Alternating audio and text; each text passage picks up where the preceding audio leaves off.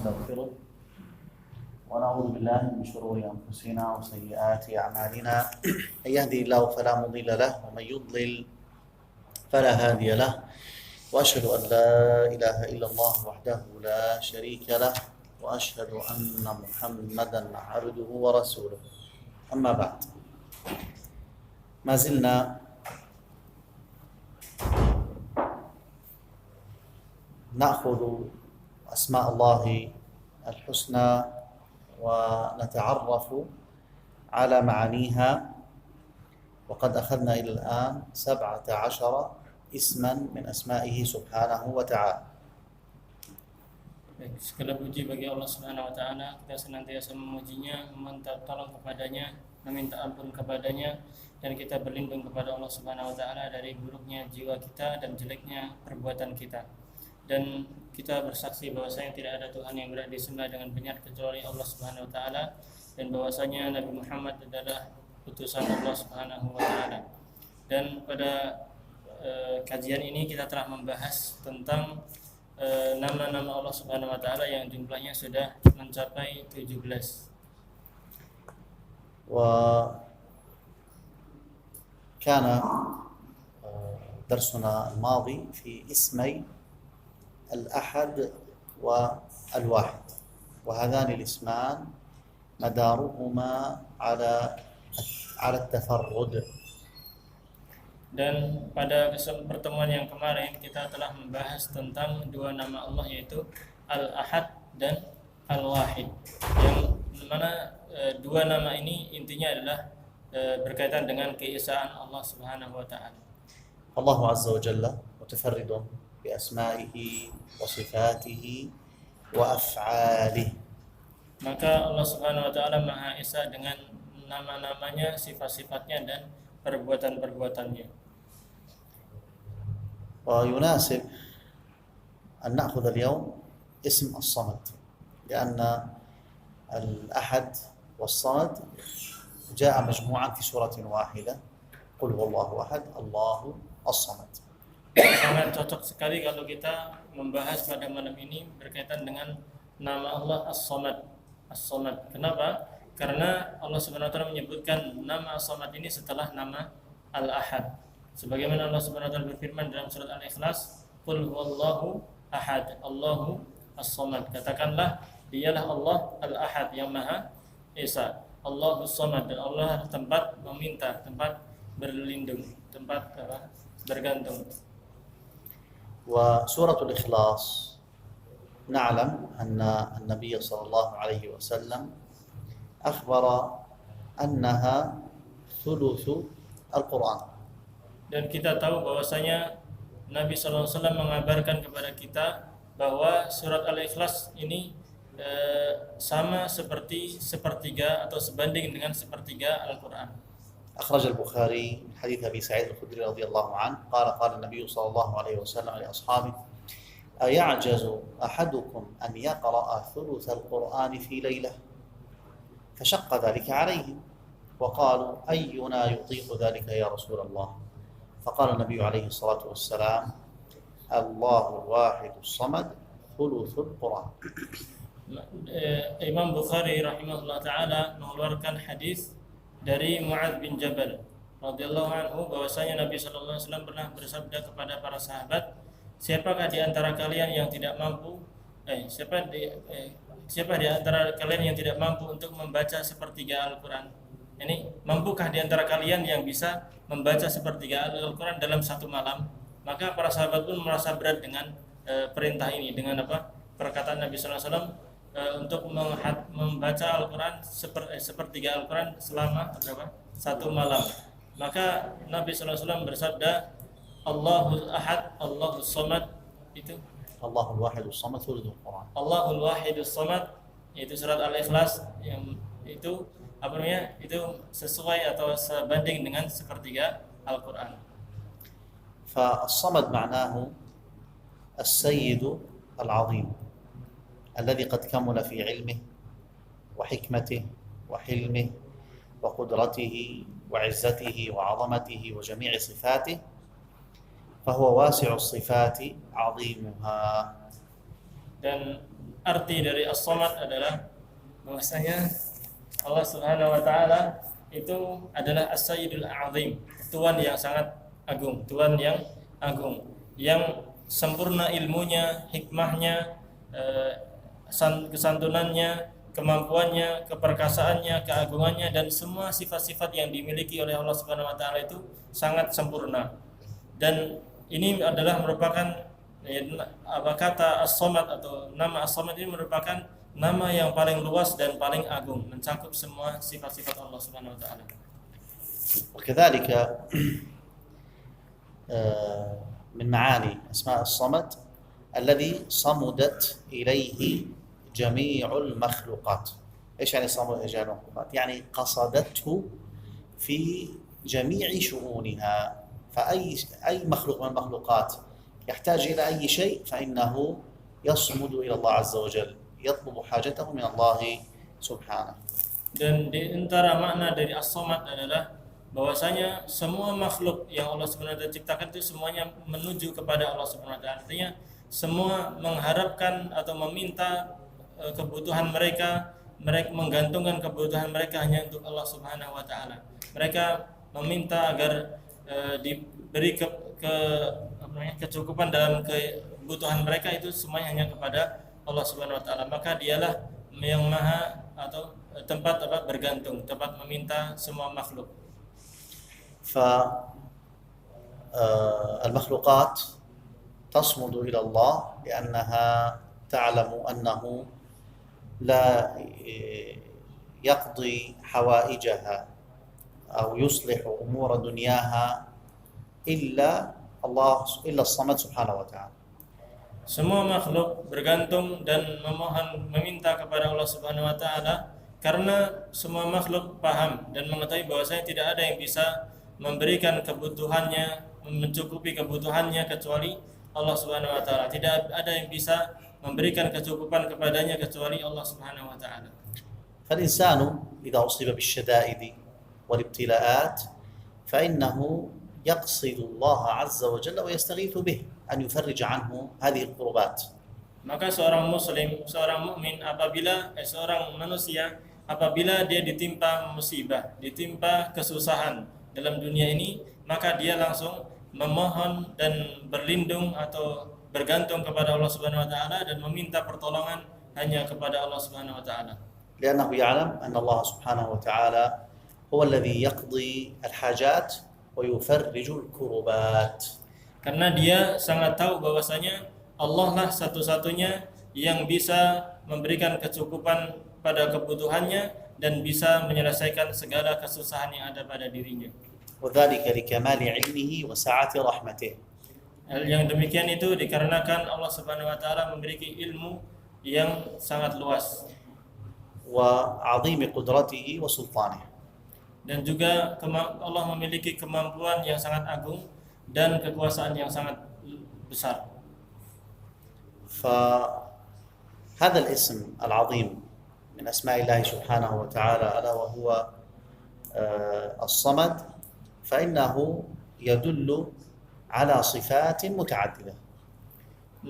Nama Allah As-Samad ini yang maha bergantung kepadanya semua makhluk ini menunjukkan atau memberikan atau menunjukkan terhadap nama sifat-sifat yang sangat banyak sekali, menunjukkan sifat-sifat Allah yang sangat banyak sekali.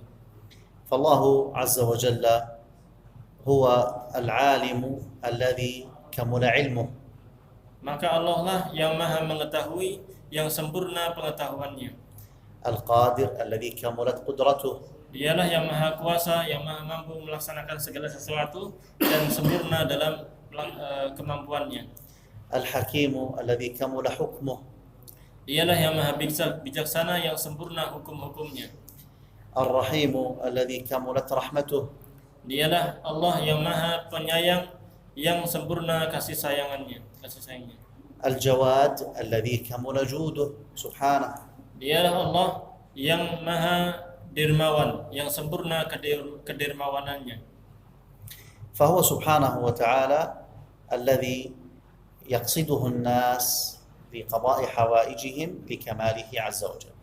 Maka dialah Allah Subhanahu wa taala yang manusia semuanya bergantung kepadanya untuk mencukupi segala kebutuhan-kebutuhan mereka.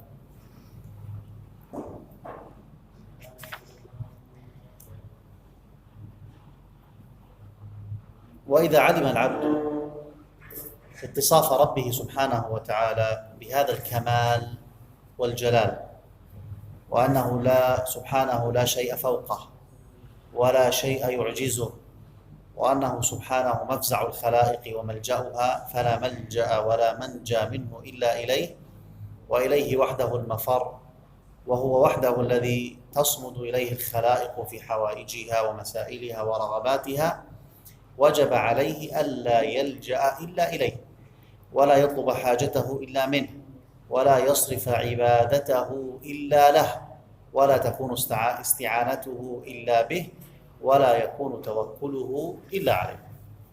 Apabila seorang manusia, seorang hamba mengetahui sifat Allah Subhanahu wa taala yang sangat sempurna ini, sifat Allah Subhanahu wa taala yang sangat agung ini, maka tidak ada, dan bahwasanya Allah Subhanahu wa taala tidak ada yang bisa melebihinya, tidak ada yang bisa menandinginya, dan Allah Subhanahu wa taala tidak ada yang bisa melemahkannya, dan Allah Subhanahu wa taala adalah merupakan tempat berlindungnya semua makhluk, tempat memintanya semua makhluk, maka tidak ada tempat berlindung, tidak ada tempat untuk mencari keselamatan kecuali hanya kepada Allah Subhanahu wa taala. Maka dialah satu-satunya tempat kita untuk berlari, tempat kita untuk berlindung. Maka dialah satu-satunya tempat untuk meminta bagi semua makhluk agar dicukupi semua kebutuhannya dan semua permintaannya dan semua keinginannya. Maka seorang mukmin, seorang hamba yang mengetahui sifat Allah Subhanahu wa taala yang demikian, maka dia tidak akan berlindung kecuali hanya kepada Dia, dan dia tidak akan meminta kebutuhannya kecuali hanya dari Allah Subhanahu wa taala, dan dia juga tidak akan beribadah kecuali hanya kepada Allah Subhanahu wa taala, sehingga tidaklah dia memohon, tidaklah dia meminta pertolongan kecuali hanya kepada Allah Subhanahu wa taala, dan tidaklah dia bertawakal menyerahkan urusannya kecuali hanya kepada Allah Subhanahu wa taala. وهذا المعنى أيها الإخوة هو الذي جاء في قوله تعالى: أمن يجيب المضطر إذا دعاه ويكشف السوء ويجعلكم خلفاء الأرض أإله مع الله قليلا ما تذكرون. هذه الآية يعني رد فيها الله سبحانه وتعالى على المشركين الذين أشركوا مع الله سبحانه وتعالى في عبادته غيره، فقال لهم: هؤلاء الذين تعبدون من دون الله هل يجيبون دعاءكم؟ هل يكشفون الضر عنكم؟ هل هم الذين جعلوكم خلفاء في الأرض؟ الجواب لا، وإنما هذا من خصائص الله عز وجل. فقال: أإله مع الله، إنكار عليهم أنهم أشركوا مع الله عز وجل غيره. Dan apa yang telah disebutkan tadi merupakan makna atau arti dari firman Allah Subhanahu wa taala, amma yujibul muttarra idza da'ah wa yakshifus su' wa yaj'alukum khulafa'al ard a ilahum ma'allah. Apakah orang yang, yaitu Allah Subhanahu wa taala, yang menjawab semua doa orang-orang yang sedang kesusahan, dan dialah Allah Subhanahu wa taala yang menghilangkan segala kejelekan, dan dialah Allah Subhanahu wa taala yang menjadikan kalian sebagai khulafa, sebagai khalifah di muka bumi ini.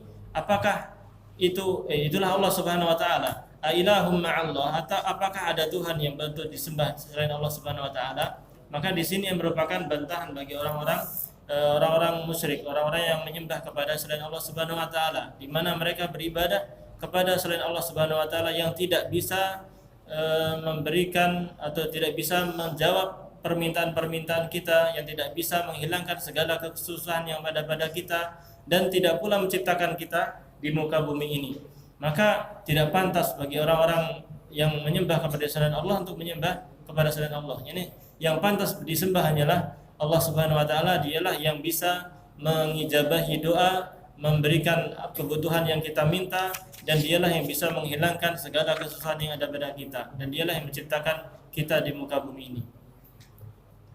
بعد ذكر هذه المعاني لهذا الاسم العظيم من أسماء الله، نرى أن فائدة دراسة هذه الأسماء أننا نتعرف على خالقنا سبحانه وتعالى. Setelah kita mempelajari nama-nama Allah Subhanahu wa taala dan mana-mana ini, maka di sini kita bisa mengambil faidah bahwasanya kita di sini ingin mempelajari dan mengenal Allah Subhanahu wa taala. فنجد أن هذه المعاني التي تشتمل عليها هذه الأسماء الحسنى تزيدنا تعرفا معرفة لله، وتزيدنا قربا من الله، وتزيدنا حبا لله. Jadi makna-makna yang terkandung dalam sifat-sifat nama-nama Allah Subhanahu wa taala ini kita bisa mempelajarinya dan bisa menambah diri kita untuk lebih mengenal Allah Subhanahu wa taala, lebih dekat kepadanya, lebih mencintainya dan lebih semangat dalam beribadah kepadanya. ويجد الواحد منا بعد أن يتعرف على هذه المعاني أن إيمانه في زيادة. Dan kita bisa mendapati iman kita bertambah. Iman kita bisa bertambah setelah kita mempelajari nama-nama Allah Subhanahu wa taala ini. نأخذ اسما آخر من أسماء الله الحسنى ألا وهو الهادي. Baik, kita akan mengambil atau membahas berkaitan dengan nama Allah Subhanahu wa taala yang lain, yaitu nama Allah Al-Hadi. وهذا الاسم أيها الإخوة جاء في موضعين في القرآن الكريم، في سورة الحج وفي سورة الفرقان. Dan nama Al-Hadi ini, yang Maha memberi petunjuk ini, ada dalam dua surat, surat Al-Hajj dan surat Al-Furqan. ما معنى الهادي؟ هو الذي يهدي عباده ويرشدهم ويدلهم إلى ما فيه سعادتهم في دنياهم وأخراهم. Apa arti dari Al-Hadi? Al-Hadi adalah Allah Subhanahu wa taala yang memberikan hidayah kepada manusia, yang memberikan bimbingan kepada mereka kepada kebaikan. وهو الذي بهدايته اهتدى أهل ولايته إلى طاعته ورضاه. Dan Allah Subhanahu wa taala yang dengan petunjuknya, dengan hidayah darinya, Allah Subhanahu wa taala menunjukkan kepada kekasih-kekasihnya untuk beribadah dan taat kepadanya. وهو الذي بهدايته اهتدى الحيوان لما يصلحه واتقى ما يضره. Dan dengan petunjuk dari Allah Subhanahu wa taala lah hewan-hewan bisa menghilangkan apa-apa yang berbahaya baginya dan bisa mendatangkan apa-apa yang bermanfaat baginya. قال تعالى الذي أحسن كل شيء خلقه ثم هدى. هذا شامل لكل المخلوقات. Allah Subhanahu wa taala berfirman, "Alladzi khalaqa kulla syai', alladzi أحسن كل شيء خلقه." Alladzi ahsana kulla syai'in khalaqahu tsumma hada. Allah Subhanahu wa taala yang telah memperbaiki atau baik dalam menciptakan makhluknya, kemudian dia yang memberikan petunjuk. Maka Allah Subhanahu wa taala memberikan petunjuk kepada semua makhluknya, umum untuk semua makhluknya. وفي سورة الأعلى والتي نسمعها من الخطباء في كل يوم جمعة وفي غيرها من الصلوات نسمع قوله تعالى سبح اسم ربك الأعلى الذي خلق فسوى والذي قدر فهدى. Dan kita sering membaca surat Al-A'la yang sering dibaca sama khatib-khatib dalam khutbah Jumatnya atau di salat-salat yang lainnya. Jadi itu surat Al-A'la, Allah Subhanahu wa taala berfirman, "Sabbihisma rabbikal a'la." Sucikanlah Tuhanmu yang maha tinggi. Alladzi khalaqa fasawwa. Dialah Allah yang telah menciptakan dan menyempurnakan penciptaan itu. Walladzi qaddara fahada. Dan dialah yang telah mengukur dan memberikan petunjuk. وهذه الهداية أيها الإخوة هي هداية عامة لجميع المخلوقات. Dan petunjuk ini yang disebutkan dalam ayat itu adalah petunjuk yang umum untuk semua makhluknya. وهناك هداية خاصة وهي لعباد الله المؤمنين. Namun di sana ada hidayah petunjuk yang khusus yang diberikan kepada hamba-hamba Allah Subhanahu wa taala yang beriman. فهذه الهداية هي التي مقتضاها إرسال الرسل وإنزال الكتب. الله عز وجل أرسل الرسل وأنزل الكتب ليهتدي الناس إلى الصراط المستقيم. Dan hidayah yang khusus ini, inilah konsekuensi dari diutusnya para rasul dan diturunkannya semua kitab-kitab. Maka diturunkannya semua kitab dan diutusnya para rasul itu dengan tujuan untuk agar manusia mendapatkan petunjuk kepada jalan yang lurus. فالرسل بينوا ما يجب على الناس اتباعه وما يحبه الله ويرضاه، وبينوا ما يكرهه الله عز وجل ويجب على الناس اجتنابه. Maka para rasulullah mereka yang memberikan penjelasan, yang menjelaskan kepada manusia apa-apa yang wajib untuk mereka ikuti dan وما يحبه الله ويرضاه. Yaitu apa yang Allah Subhanahu wa taala cintai dan Allah ridhai. Dan para rasul juga menjelaskan apa-apa yang dibenci oleh Allah Subhanahu wa taala dan apa-apa yang wajib untuk dijauhi. ونحن في كل ركعة في صلاتنا ندعو الله عز وجل الهداية اهدنا الصراط المستقيم. Dan kita setiap kali sholat kita selalu berdoa kepada Allah Subhanahu wa taala dengan mengucapkan apa? Ihdina as-siratal mustaqim. Ya Allah, tunjukkanlah kami ke jalan yang lurus.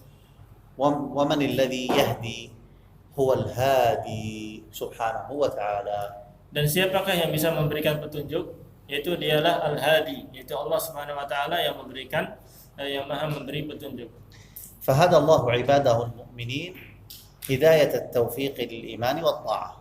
Maka Allah Subhanahu wa taala memberikan hidayah petunjuk kepada orang-orang, kepada hamba-hamba yang beriman untuk هداية التوفيق للإيمان والطاعة. Hidayah taufik untuk beriman dan mentaati Allah. وهداهم إلى منازلهم في الجنة. Dan Allah Subhanahu wa taala memberikan petunjuk kepada mereka untuk menuju ke tempat-tempat tinggal mereka di surga. كما هداهم في الدنيا إلى اتباع الصراط المستقيم. Sebagaimana Allah Subhanahu wa taala menunjukkan kepada mereka di dunia ini agar mereka menetapi jalan yang lurus. أيها الإخوة،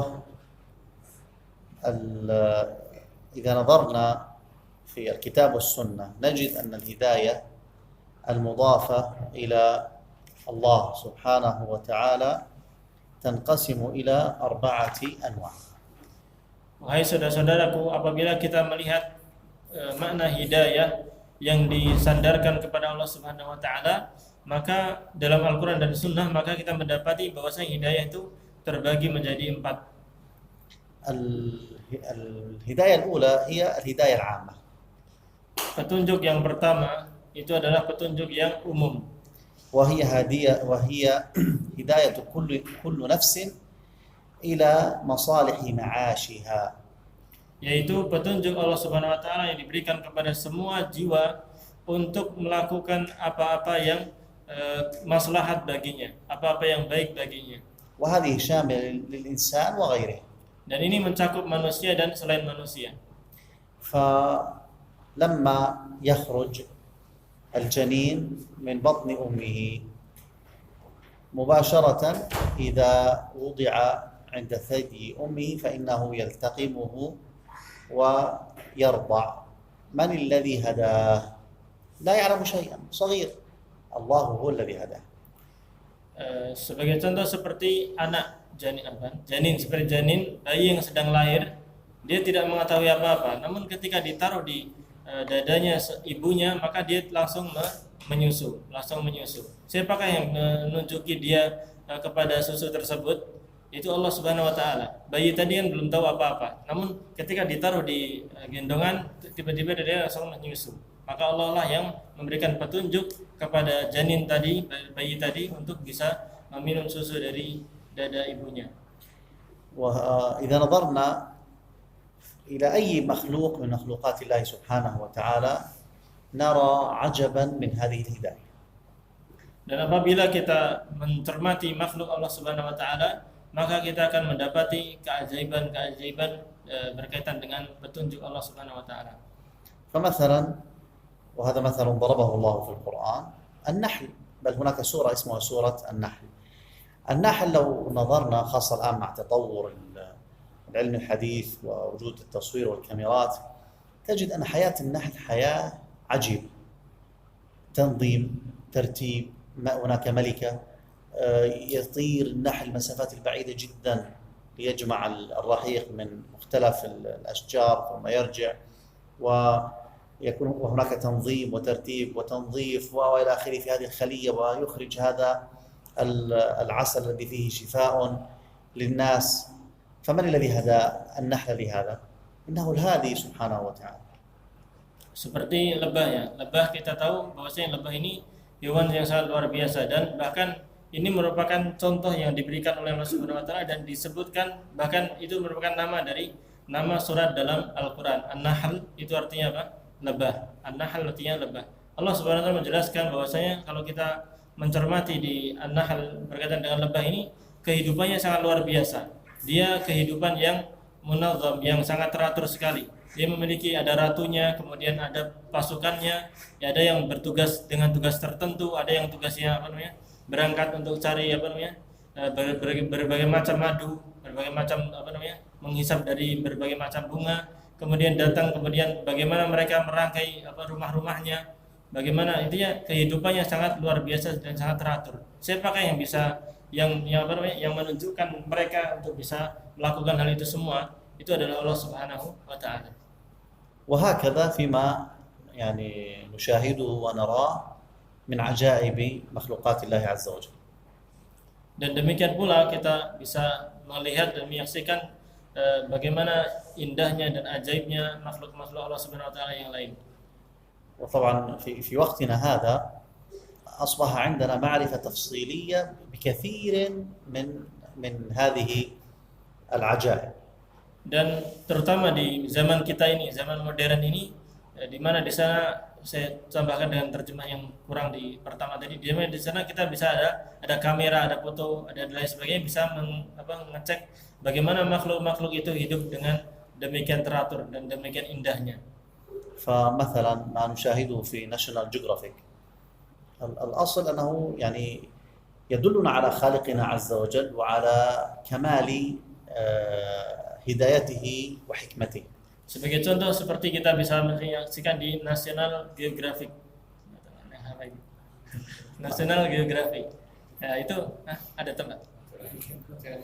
Channel. يأتون بأشياء كلها تصور حياة حيوان وكيف يعيش، وهذا كله يزيدنا معرفة بالهادي سبحانه وتعالى. Ya channel ya apa National Geographic tadi itu kan memperlihatkan kepada kita dari kamera-kamera bagaimana semua makhluk itu hidup, misalnya di dunia alam seperti apa tentu. Tapi kurang lebih menggambarkan kepada kita tentang indahnya, teraturnya ciptaan Allah Subhanahu wa taala di alam semesta ini. Qala ta'ala wa ma min dabbatin fil ardi wala ta'irin yatiru bi janahihi illa umamun amsalukum. Allah Subhanahu wa taala berfirman, dan tidak ada binatang yang melata dan tidak pula ada burung yang terbang kecuali itu adalah umat-umat sebelum kalian, sama seperti sebelum kalian. إذن هذا هو النوع الأول من أنواع الهداية ألا وهو الهداية العامة. النوع الثاني هداية الإرشاد والبيان للمكلفين. Yaitu yang pertama tadi berkaitan dengan hidayah umum untuk semua manusia, kemudian yang kedua ini hidayah yang khusus untuk orang-orang yang diberikan beban syariat. Yang kedua. Naam. وهي حجة الله على خلقه التي لا يعذب أحدا منهم إلا بعد إقامتها عليه.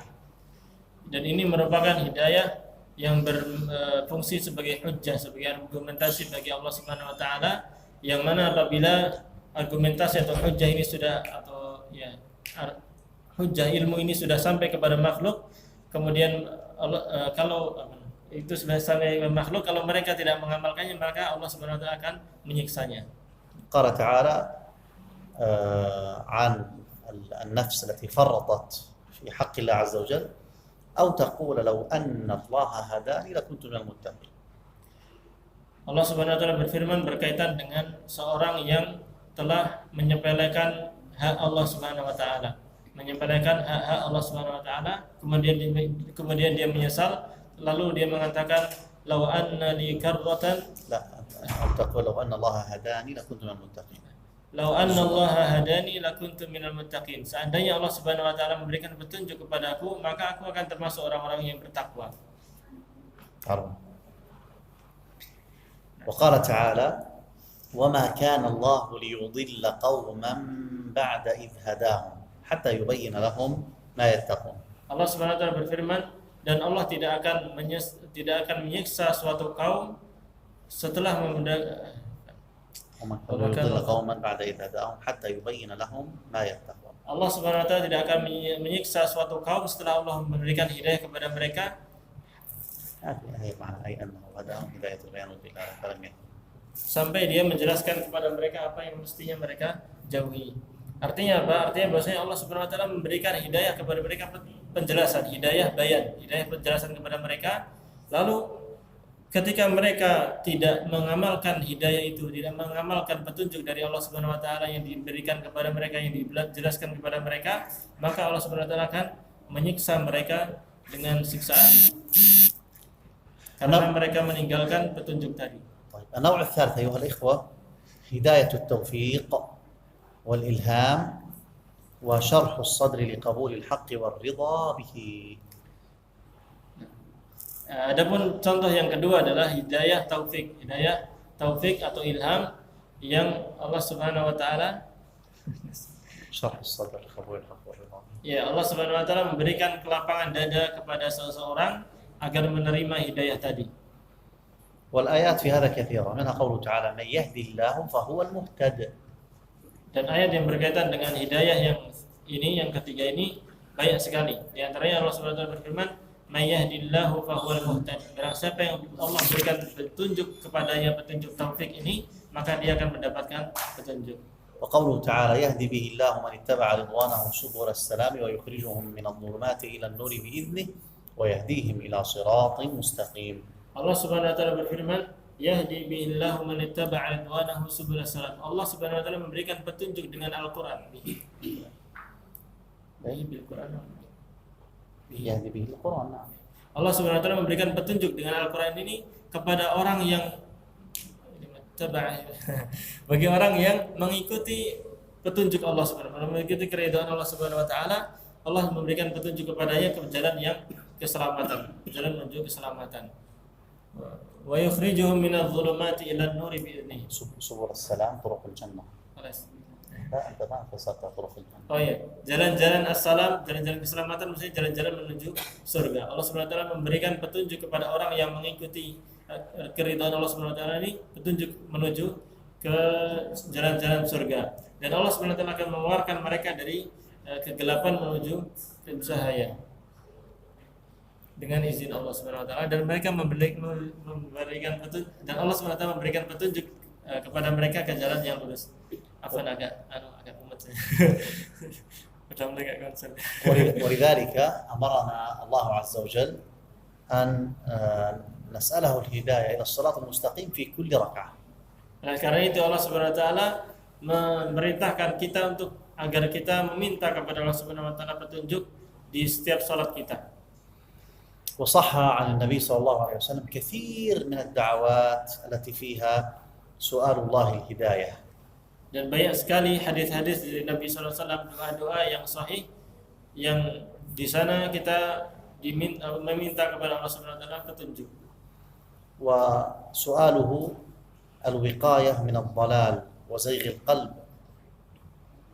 Dan juga banyak sekali doa-doa Nabi sallallahu alaihi wasallam yang menjelaskan tentang bahwa beliau meminta kepada Allah Subhanahu wa taala agar tidak disesatkan, tidak diselewengkan hatinya. فهذا أمر بيد الله وحده يهدي من يشاء ويضل من يشاء. Maka ini adalah perkara yang dimiliki oleh Allah Subhanahu wa taala saja. Allah lah yang memberikan petunjuk kepada orang yang dia kehendaki, dan Allah menyesatkan orang yang dia kehendaki. النوع الرابع والأخير من أنواع الهداية إلى الجنة والنار يوم القيامة.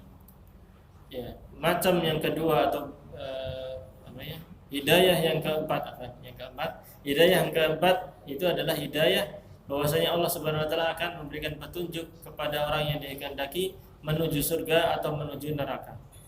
فهداية أهل الجنة قال الله تعالى الحمد لله الذي هدانا لهذا وما كنا لنهتدي لولا أن هدانا الله. لما يدخل أهل الجنة ماذا يقولون؟ يقولون هذا، يحمدون الله عز وجل، الحمد لله الذي هدانا لهذا وما كنا لنهتدي لولا أن هدانا الله. Allah Subhanahu wa taala menyebutkan berkaitan dengan hidayah atau petunjuk Allah Subhanahu wa taala kepada orang-orang yang masuk surga, itu yaitu dari perkataan orang-orang yang masuk surga. Orang-orang yang beriman ketika masuk surga mereka memuji Allah Subhanahu wa taala dan berkata, alhamdulillahilladzi hadana li hadza wa ma kunna linahtadiya laula an hadanallah. Segala puji hanya milik Allah Subhanahu wa taala yang telah memberikan petunjuk kepada kita dengan petunjuk ini, yaitu petunjuk masuk surga. Wa ma kunna linahtadiya laula an hadanallah. Dan kami tidak atau kita tidak bisa mendapatkan petunjuk ini kecuali kalau Allah Subhanahu wa taala memberikan petunjuk kepada kami. وأما الهداية إلى النار فيقول الله سبحانه احشروا الذين ظلموا وأزواجهم وما كانوا يعبدون من دون الله فاهدوهم إلى صراط الجحيم والعياذ بالله.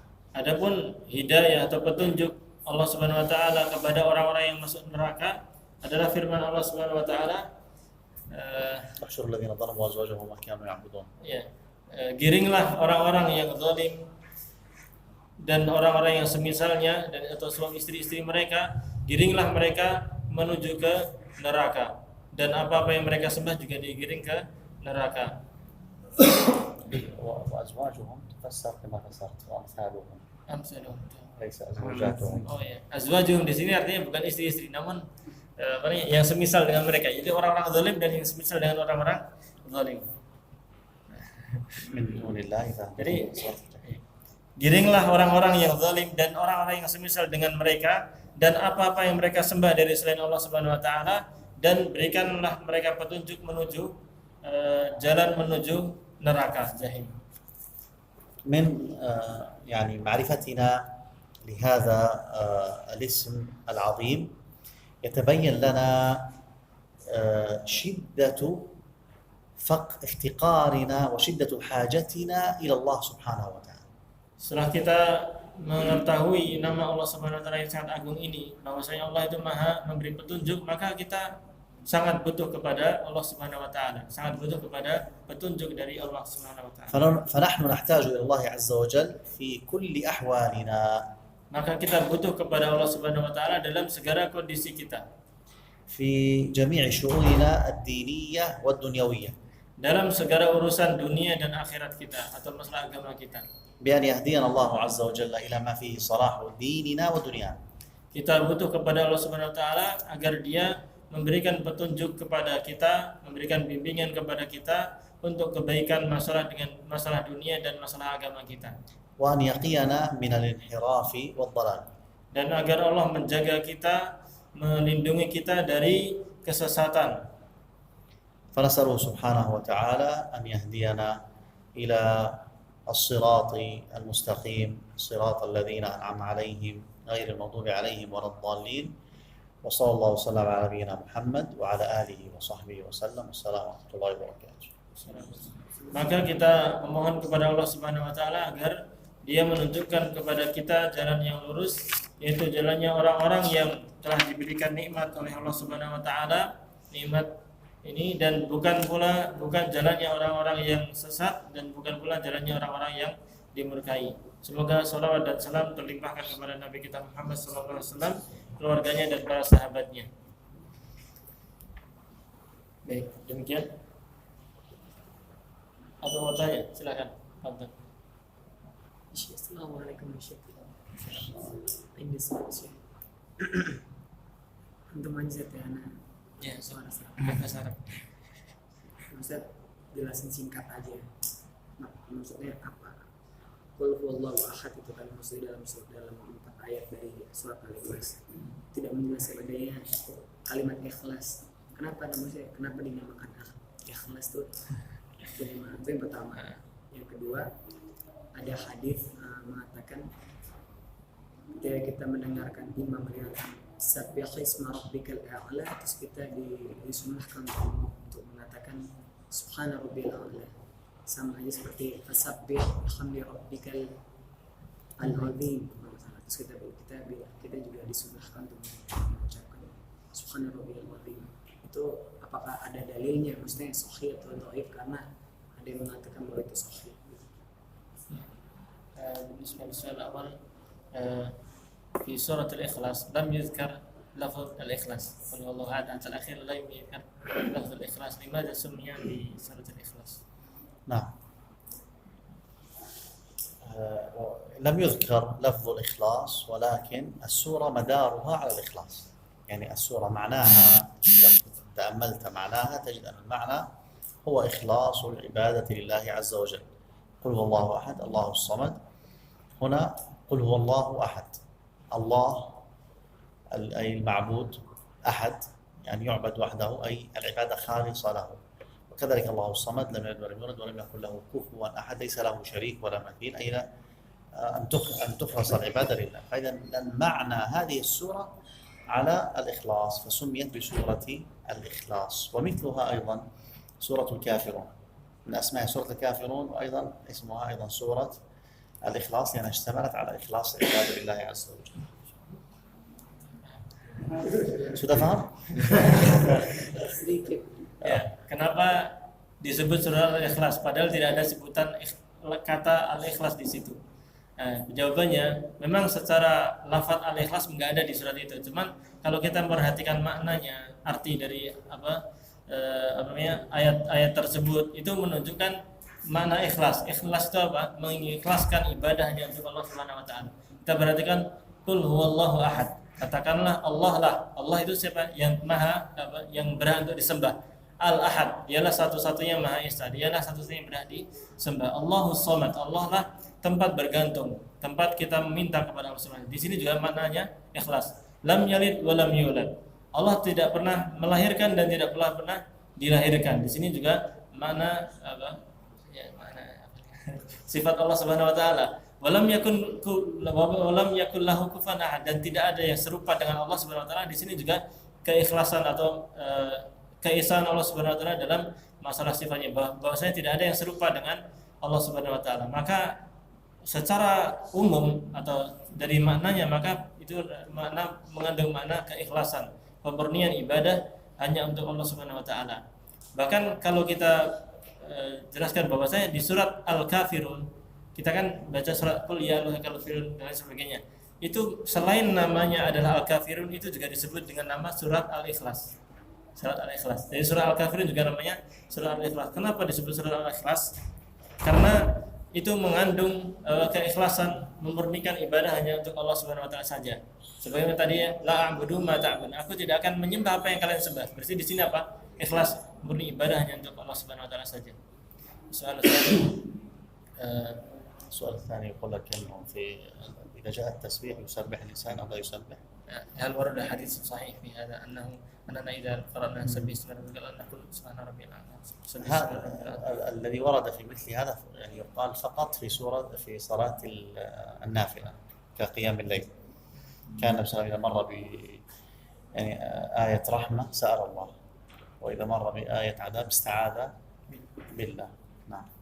Jadi yang seperti tadi, seperti misalnya ketika mendapatkan sabih isma rabbil a'la, kita mengucapkan subhana rabbil a'la, atau ketika mendapatkan apa kita berdoa, itu ada dalam hadis tapi berkaitan dengan salat sunnah. Ketika kita salat sunnah kita mengucapkan hal itu. Seperti kita mendapatkan berkaitan dengan surga, kita doa minta surga kepada Allah Subhanahu wa taala. Berkaitan dengan neraka, maka kita berlindung kepada Allah darinya. Jadi maksudnya sholat sunnah itu sholat sunnah yang berjamaah, misalnya kayak sholat sunnah gerhana kan ada suara jaharnya kan, ketika misalkan lagi membahas masalah al-a'la sabih isma rabbikal a'la baru kita jawab itu. Tapi kalau di sholat wajib berarti nggak jawab gitu. Ini di surat an-nafilah ke subul khamar masalan law shalla al-imam wa qara'a sabih isma rabbikal a'la naqul subhana rabbil a'la. Salat al-khusuf nafilah, salat nafilah. Salah satu contoh khusuf. Salat al-khusuf nafilah. Salat al-khusuf nafilah. Salat khusuf bukan nafilah.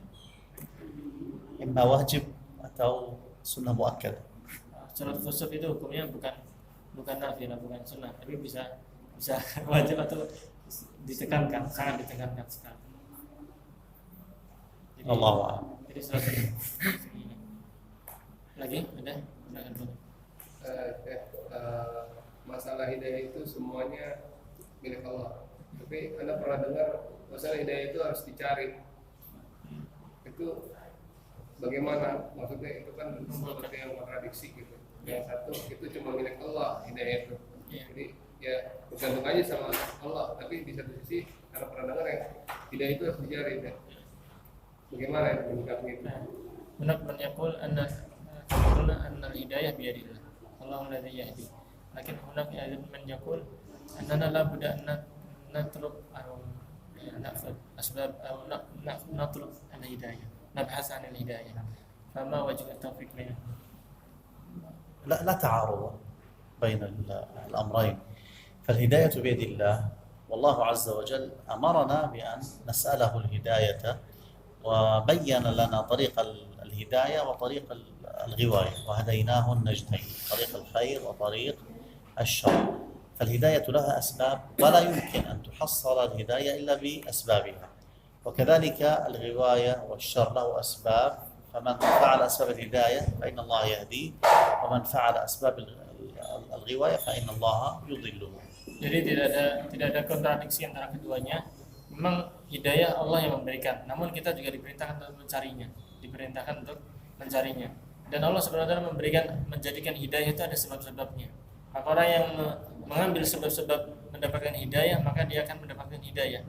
Namun sebagaimana Allah Subhanahu wa taala menjadikan adanya kesesatan itu juga ada sebab-sebabnya. Maka barang siapa yang melakukan sebab-sebab kesesatan, dia akan mendapatkan kesesatan itu. Allah Subhanahu wa taala berfirman, "Wa hadainahu an-najdain." Dan kami telah memberikan petunjuk kepada dua jalan, yaitu jalan kesesatan dan jalan hidayah.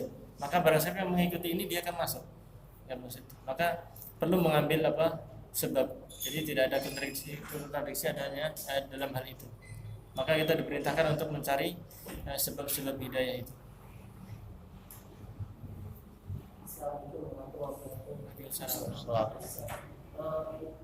Saya sering mendengar kata taufik dulu baru hidayah. Itu apa salah atau benar? Lebih taufik baru hidayah, apakah hidayah dulu baru taufik, apa taufik dulu baru hidayah, atau ada korelasi antara keduanya? Dalam apa itu? Dalam apa? Dalam ngomong. Hidayah, taufik. Saya beberapa kali saya dengar bagi taufik hidayah gitu. Jadi kan balik. Maksudnya yang benar yang mana? نحن نسمع كثيرا أن الناس يقولون بالتوفيق والهداية. التوفيق يعني يقدم التوحيد على الهداية. هل هناك وجه الشبه بينهم؟ طبعا المعنى يختلف، التوفيق يختلف عن الهداية. الهداية فهمنا معناها يعني في من خلال شرح هذا الاسم لله الهادي. أما التوفيق فهو أن يعني يبعد الله عز وجل عن الإنسان أسباب الغواية فيكون موفقا. فالتوفيق غير الهداية. فالدعاء اللهم اسألك التوفيق والهداية أو اسألك الهداية والتوفيق يجوز التقديم والتأخير، لكن هذه لها معنى وهذه لها معنى.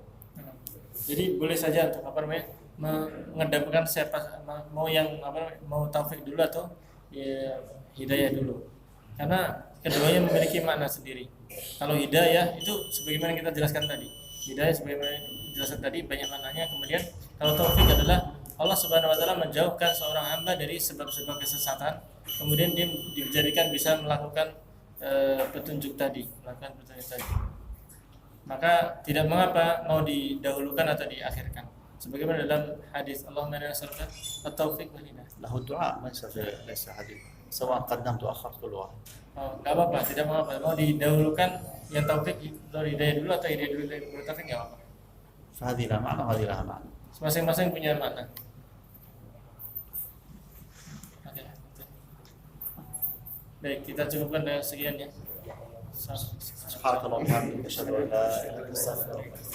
جزاكم الله خيرا وبارك الله فيكم. Assalamualaikum.